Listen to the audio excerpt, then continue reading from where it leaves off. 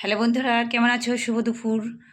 আর আমিও ভালো আছি তোমাদের আশীর্বাদে। অনেক দিন পরে আমি ব্লগে আসলাম, কারণ আমি খুব অসুস্থ ছিলাম, এখনও অসুস্থ আছি। তার জন্য আমি ভিডিও ঠিক টাইম মতো ছাড়তেও পারছি না বা আসতে পারছি না। তো অনেক দিন পরে ভাবলাম আজকের একটু সুস্থ মনে হলো, তাই ভাবলাম একটু ব্লগ করে তোমাদেরকে দেখাই। তো আজকে দুপুরে আমি কি রান্না করছি সেটাই তোমাদের কাছে এখন শেয়ার করব। তো বন্ধুরা দেখতে থাকো আমি কি রান্না করব, আর সেটাই তোমাদের কাছে এখন শেয়ার করব। তো বন্ধুরা, আজকের আমাদের বাড়িতে এই যে দেখতে পাচ্ছ, এখানে রয়েছে ডিম, ডিমের হচ্ছে কারি তরি করব। আর এখানে রয়েছে উচ্ছে ভাজা করব। তো এখানে রয়েছে পটলের ভাজা করব। আর এগুলো তো সবাই চেনো, আমাদের ছোট্ট বাগানে হয়েছে, তো তুলে এনেছি।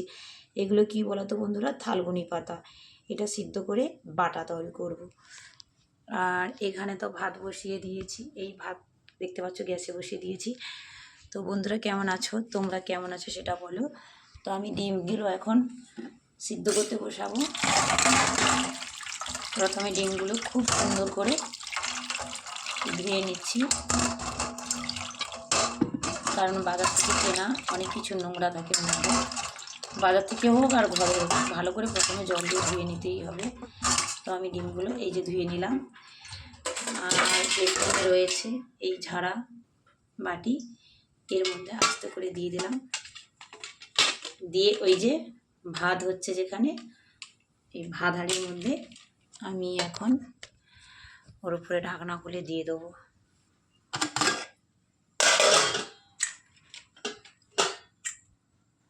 এইভাবেই দিয়ে দিলে তাড়াতাড়ি সিদ্ধ হয়ে যাবে আর ভাতও হয়ে যাবে। তো আমি এর মধ্যেই দিয়ে দিলাম।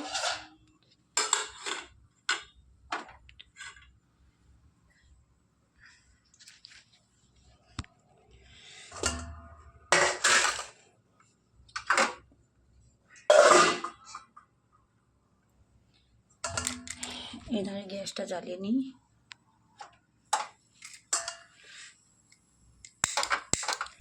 লাইটারটা খারাপ হয়ে গেছে, তাই একটু গ্যাস নেই, সেই লাইটারটা দিয়ে আস্তে করে ম্যাগনেট দিয়ে গ্যাসটা জ্বালিয়ে নিলাম। তো এখানে কড়াই বসিয়ে দিয়েছি। প্রথমেই দেখতে পাচ্ছ এখানে যে পটল রয়েছে, এই পটলগুলো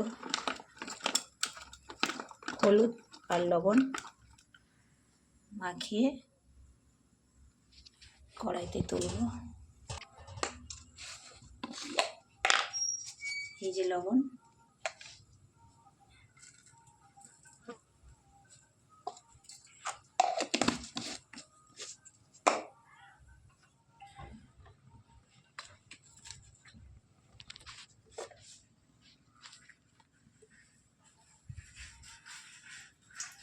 তো বন্ধুরা সবাই ভালো থেকো, সুস্থ থেকো, আর বাই। পরে আবার নেক্সট ভিডিওতে আবার আসছি।